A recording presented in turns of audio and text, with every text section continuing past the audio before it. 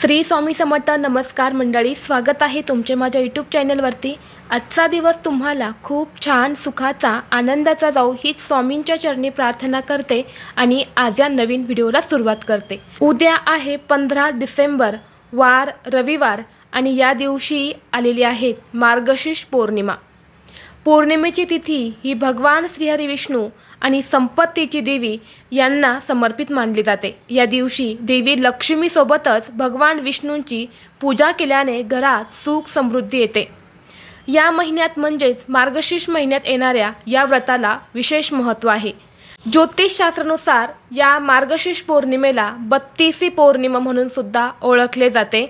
या दिवशी आपण व्रत करून दान केले तर आपल्याला केलेल्या दानापेक्षा 32 पट फळ जास्त मिळते आणि म्हणून या पौर्णिमेला 32वी पौर्णिमा असे म्हटले जाते.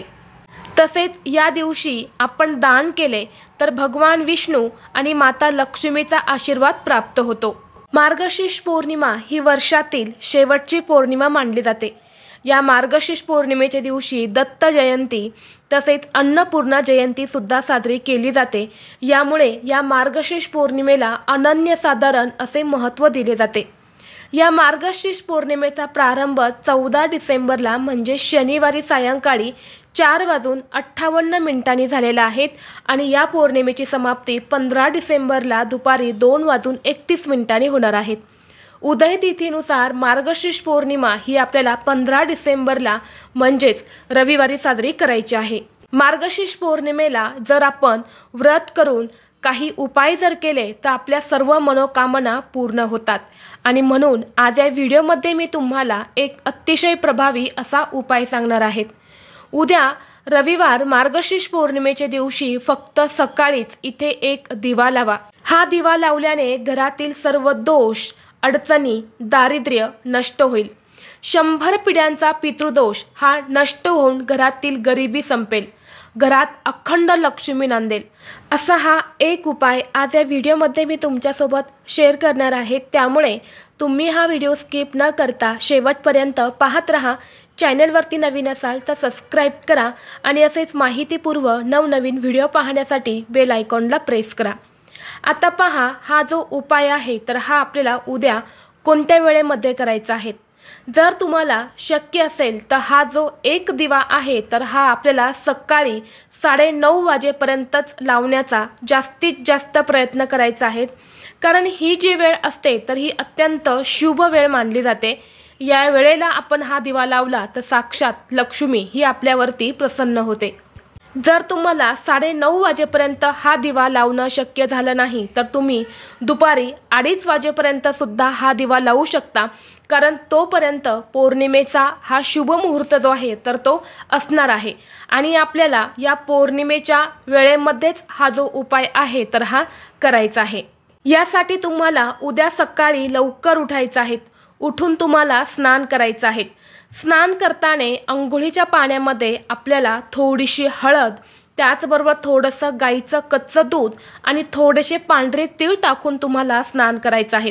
कारण मार्गशीर्ष पौर्णिमेच्या दिवशी पवित्र गंगेवरती स्नान करायला खूप महत्त्व दिले जाते. या दिवशी पवित्र गंगेवरती स्नान केले तर आपल्याला अनेक पुण्याची प्राप्ती होते. परंतु आता सर्वांनाच पवित्र गंगेवरती जाऊन स्नान करणं शक्य होत नाही. म्हणून घरच्या घरी तुम्ही या वस्तू टाकून स्नान करायचं आहे जेणेकरून तुम्हाला पवित्र गंगेवरती स्नान केल्याचे पुण्य प्राप्त होईल. यानंतरनं स्वच्छ कपडे आपल्याला परिधान करायचे आहेत.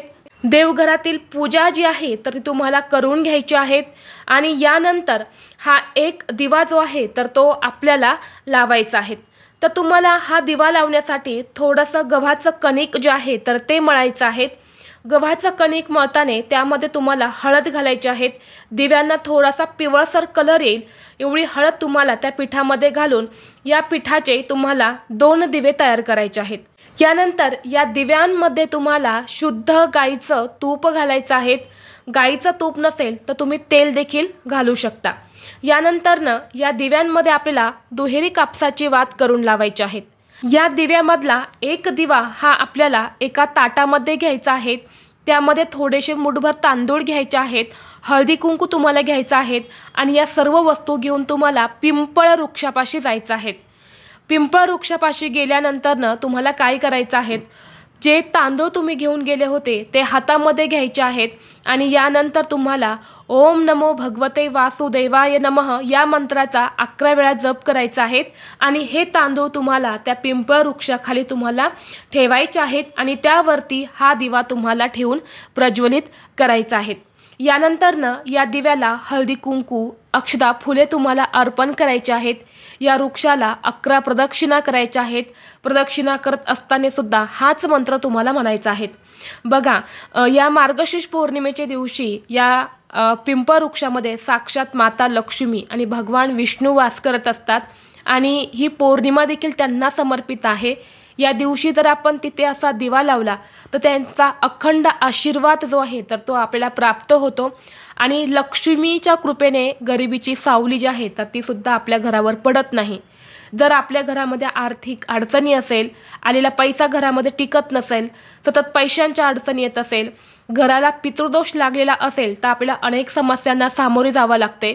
घरात सतत भांडणे, कलह, मतभेद होत असतो, मुलांची प्रगती होत नाही, एखादा उद्योग व्यवसाय असेल तर तो चांगला चालत नाही, घरामध्ये सतत आजारपण असतं। तर हा जर दिवा आपण तिथे या पौर्णिमेच्या दिवशी लावला तर घरातील पितृदोष हा देखील कमी होतो आणि घरात अखंड लक्ष्मी नांदत असते। यानंतर पुढचा जो दिवा आहे तर हा दिवा एका ताटामध्ये घ्यायचा आहे। त्यामध्ये तुम्हाला 1 चमचाभर हळद घ्यायची आहेत, हळदी कुंकू घ्यायचा आहे, अक्षता घ्यायच्या आहेत आणि हा दिवा घेऊन तुम्हाला औदुंबर वृक्षापाशी जायचं आहे। कारण आपल्याला सर्वांनाच माहीत आहे की मार्गशीर्ष पौर्णिमेच्या दिवशी आपण दत्त जयंती साजरी करत असतो आणि या पौर्णिमेला दत्त पौर्णिमा असे सुद्धा म्हणतात। यानंतर तुम्हाला हा दिवा औदुंबर वृक्षापाशी घेऊन जायचा आहे। गेल्यानंतर सर्वप्रथम तुम्हाला ती हळद जी आहे तर ती आपल्या उजव्या हातामध्ये घ्यायची आहेत आणि यानंतर तुम्हाला दिगंबरा दिगंबरा श्रीपाद वल्लभ दिगंबरा या मंत्राचा 11 वेळा जप करायचा आहे किंवा तुम्ही 108 वेळा सुद्धा करू शकता किंवा श्री गुरुदेव दत्त श्री गुरुदेव दत्त हा मंत्र तुम्हाला 11 वेळा म्हणायचा आहे आणि ती हळद जी आहे तर त्या पिंपळ वृक्षापाशी तुम्हाला ठेवायची आहेत आणि हा दुसरा दिवा तुम्हाला त्या हळदीवरती प्रज्वलित करून ठेवायचा आहे। यानंतर या वृक्षाला हळदी कुंकू आपल्याला अर्पण करायचं आहे, पिवळी फुलं अर्पण करायची आहेत, अक्षता अर्पण करायच्या आहेत आणि यानंतर 11 प्रदक्षिणा या वृक्षाला सुद्धा आपल्याला करायच्या आहेत। प्रदक्षिणा करत असताना दिगंबरा दिगंबरा श्रीपाद वल्लभ दिगंबरा किंवा श्री गुरुदेव दत्त या मंत्राचा जप तुम्हाला करायचा आहे। तर अशा पद्धतीने हे 2 दिवे जे आहेत तर ते तुम्हाला उद्या सकाळी अवश्य लावायचे आहेत किंवा या 2 पैकी तुमच्या घराजवळ जे झाड असेल जिथे तुम्हाला हा दिवा लावणं शक्य होईल तिथे तुम्हाला लावायचा आहे। आता तुमच्या घराजवळ पिंपळ वृक्ष नसेल, औदुंबर वृक्षही नसेल तर मग हा दिवा कसा लावायचा, तर पहा, हे जे दिवे आहे तर हे दिवे तुम्हाला त्यातला एक दिवा हा घराच्या मुख्य दरवाजावरती लावायचा आहे।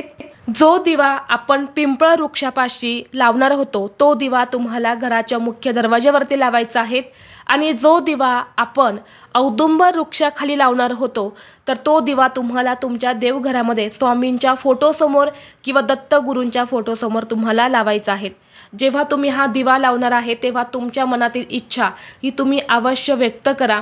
हा दिवा लावल्याने मनातील प्रत्येक इच्छा ही देखील पूर्ण होते। तसेच हा दिवस माता लक्ष्मीला समर्पित सुद्धा आहे। तर या दिवशी तुम्ही एक मातीचा दिवा म्हणजेच मातीची पंती घेऊन त्यामध्ये शुद्ध गाईचं तूप टाकायचं आहे आणि हा दिवा तुम्हाला प्रज्वलित करून तुमच्या घराच्या ईशान्य कोपऱ्यामध्ये ठेवायचा आहे। या दिव्याखाली तुम्हाला तांदळाचं आसन द्यायचं आहे आणि ईशान्य कोपऱ्यामध्ये हा एक दिवा नक्की लावायचा आहे।